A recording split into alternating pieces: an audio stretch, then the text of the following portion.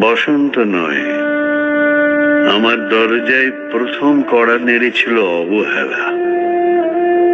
ভেবেছিলাম অনেকগুলো বর্ষা শেষে শরতের উষ্ণতা মিশে এলো বুঝি বসন্ত।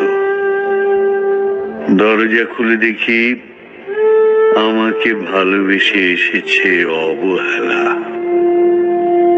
মধ্য দুপুরের তির্যক রোদের মতো অনেকটা নির্লজ্জ ভাবে আমাকে আলিঙ্গন করে নিয়েছিল অনাকাঙ্ক্ষিত অবহেলা।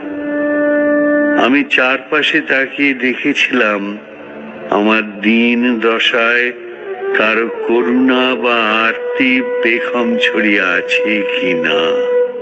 ছিল না। বৃষ্টিহীন জনপদে খড়খড়ের রোদ যেমন দস্যুর মতো অদমনীয়,